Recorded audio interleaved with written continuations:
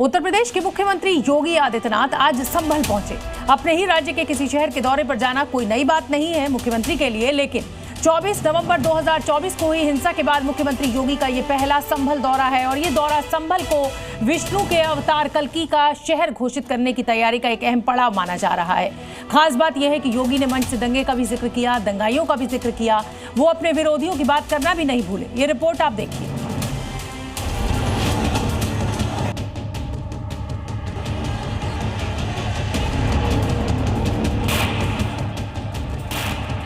विरासत को विस्मृत करके कोई भी समाज आगे नहीं बढ़ सकता। हम लोग वोट बैंक के लिए नहीं आए हैं, हम तो विरासत का संरक्षण करने के लिए आए हैं। जिन लोगों ने संभल के साथ पाप किया था, उनको उसके पाप की सजा मिलेगी। यूपी के सीएम योगी आदित्यनाथ आज संभल पहुंचे।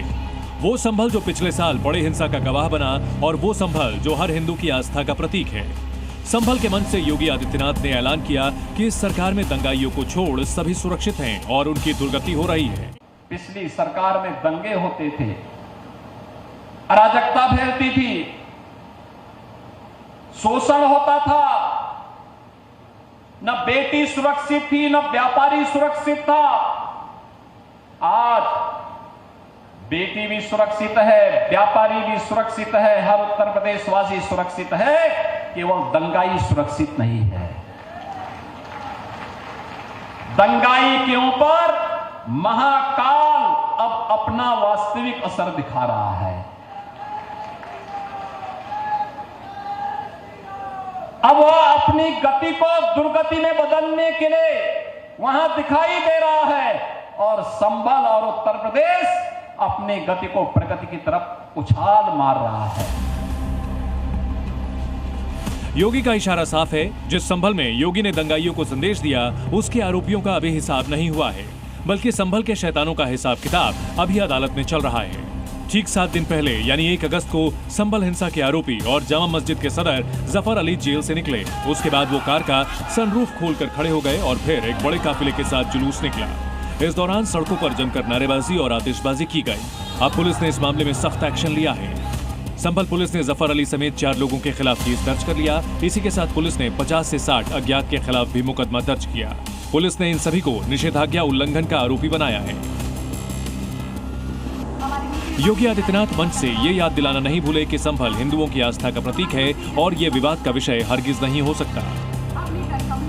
हमारे पास शास्त्रीय प्रमाण भी हैं, हमारे पास पुरातात्विक प्रमाण भी हैं, हमारे पास लोक मान्यताएं भी हैं और हमें सब कुछ बताने के लिए हमारे पास है। और पुनरुद्धार के उस कार्यक्रम को जिस स्तर पर आगे बढ़ाने का काम हुआ है। जाहिर है संभल का सिलसिला जो पिछले साल शुरू हुआ वो अभी खत्म नहीं होने वाला, क्योंकि संभल ने पूरे यूपी की सियासत पर असर डाला है और इसकी छाप यकीनन 2027 के चुनाव में दिखने वाली है।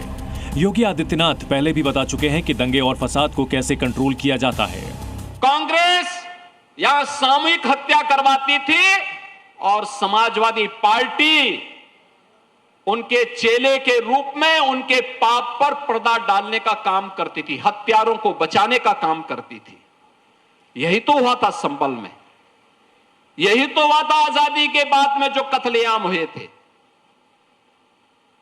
क्योंकि अगर ये सच्चाई सामने आ जाती तो उनको वोट बैंक खिसकने का भय था। बहरहाल संभल हिंसा की जांच अब अंतिम चरण में है। हिंसा से जुड़े हर पहलू की पड़ताल की जा रही है। न्यायिक जांच आयोग की टीम उन तमाम लोगों के बयान दर्ज कर रही है जिनकी जरूरत इस केस को सुलझाने में जरूरी है। लेकिन अब संभल में माहौल बदला सा है। एक तरफ धार्मिक पहचान को संवारने की कोशिश हो रही है तो दूसरी ओर पुराने ढांचे की जांच जारी है, जहां श्री हरिहर मंदिर का दावा किया जा रहा है। ऐसे में योगी सरकार की मंशा साफ है। विधानसभा चुनाव से पहले आस्था और विरासत के मेल से नया संभल बनेगा। विष्णु की नगरी को कल्कि अवतार के लिए सुसज्जित किया जाएगा और दंगाइयों को उनके किए की सजा मिलेगी। सज्जनों के लिए संजनों के संरक्षण के लिए और दुर्जनों के संहार के लिए भगवान बार बार आते हैं, बार बार आएंगे और कल की भगवान भी संभल में अवश्य आएंगे। ब्यूरो रिपोर्ट, जी मीडिया।